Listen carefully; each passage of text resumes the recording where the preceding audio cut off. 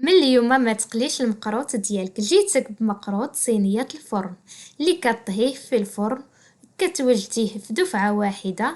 وغنحضروا بحشوات الكاوكاو، كيجي رائع في المذاق وكيجي معلك من الداخل. وغنشارك معاك جميع المراحل وجميع الأسرار باش يجيك ناجح، فتابعي الفيديو لآخره.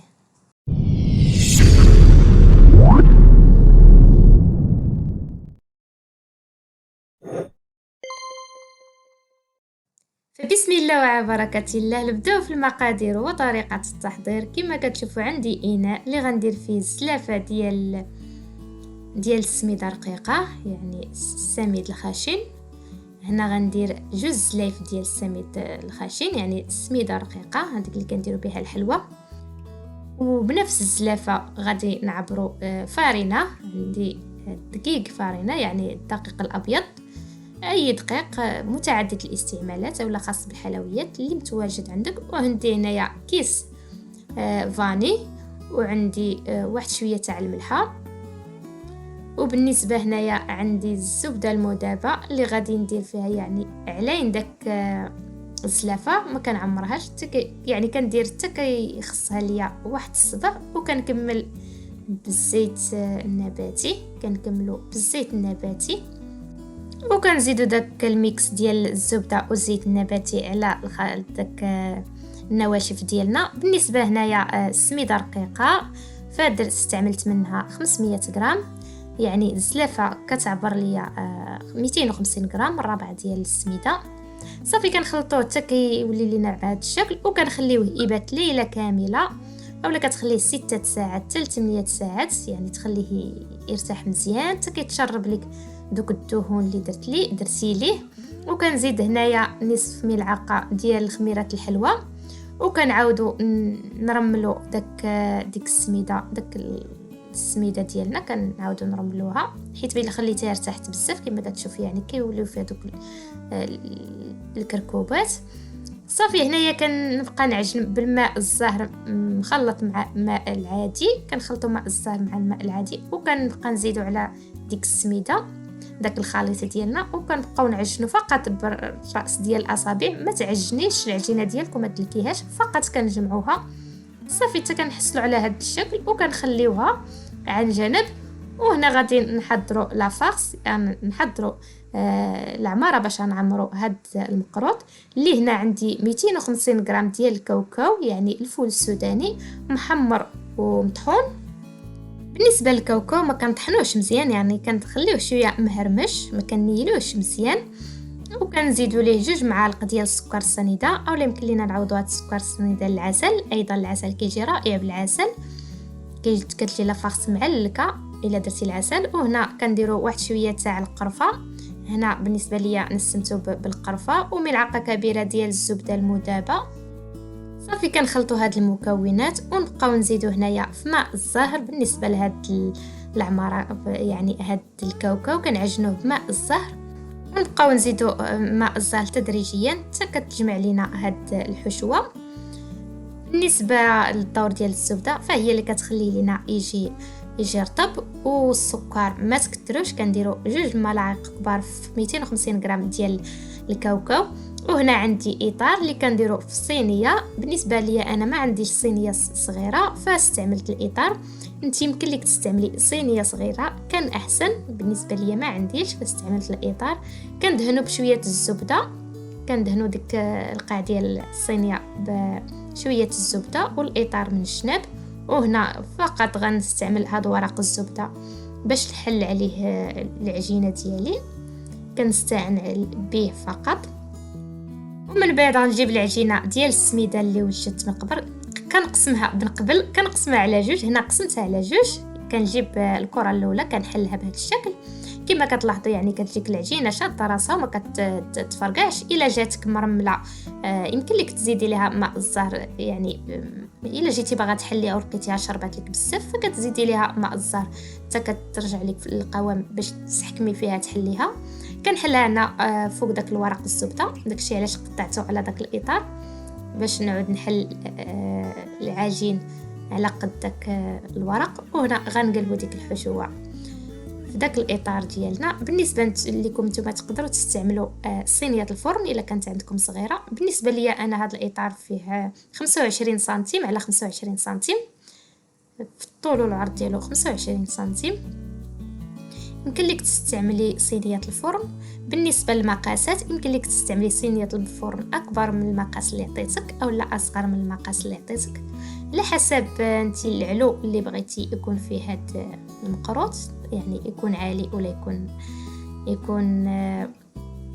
يكون رقيق. هنا عندي لافاس، هذه هي لافاس اللي حضرت معكم. غنحلها بهذا الشكل فوق داك الورق الزبده اللي كنت حضرت من قبل، وكندير كيس بلاستيكي من الفوق باش نستعن به يجيني سهل نحل هاد لافاس. ومن بعد غنحط هاد لافاس فوق العجين اللي وشت المره الاولى، الطبقه الاولى اللي وشت من قبل. وهنا غنجيب اللاطه ديالي اللي درت فيها الطبقه الاولى. كما كتلاحظوا يعني الطبقه الاولى كتجي شويه ديك السميده طالعه من الجنب باش تجينا لافاس من الوسط، وكنديروا عليها داك الحشوه وكنقادوها مزيان، يعني الا تهرسات كنقادوها مزيان. وهنا غنحلو الجزء الثاني من العجين ديال السميده لان قسمنا على جوج. هنا الجزء الثاني كنحلوه دائما بالاستعانه على داك ورق الزبده اللي قطعنا قد اللاطه ديال الفرن، وكنحلوه بهذا الشكل. يمكن لك تستعني ايضا بكيس بلاستيكي باش ما تبقاش تلصق لك في المدلك، ما يلصقش لك العجين ديالك في المدلك. ومن بعد كنقادوه بيدينا وغنقلبوه فوق داك الطبقات اللي درنا في الصينيه. كنقلبوا عليه العجين ديالنا بهذا الشكل، يعني الا كاع ما تقاد مزيان فكنقادوه بيدينا، كنقادوه مزيان كما كتلاحظوا. كنقادوه مزيان بالصباع ديال يدينا بهذا الشكل.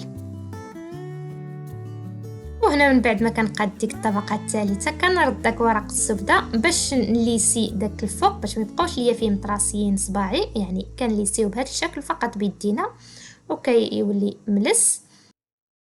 وهنايا بالاستعانه بالسكين كنقطع المربعات ديال المقروط ديالي. بالنسبه ليا انا غنقطعهم على شكل مربعات، يمكن لك تقطعيهم نتيا على شكل معين انت واش بغيتي.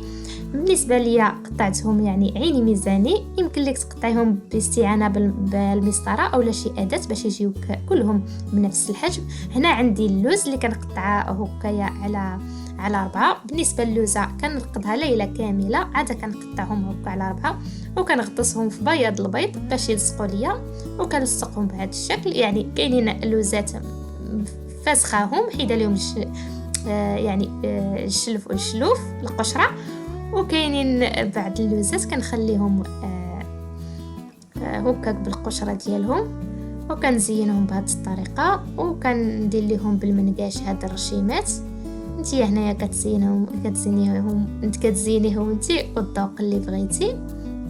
بالنسبه هنا اللوز ضروري كنبيتوه في الماء باش ما يتحرقش لينا في الفران. وهنا غندخلهم للفران اللي مسخن من قبل 180 درجه، يعني بحال كطيبي الكيك، وغنشعل لهم من التحت حتى كيطيبوا من التحت، وكنطفي من التحت ونشعل من الفوق الفران. وكنرد لهم من بعد ملي كنشعل الفران من الفوق كندير لهم هذا ورق الزبده باش يتحمروا لينا كاملين بهذا الشكل. الا ما درتيش ورق الزبده فكيتحرقوا لك دوك اللوزات.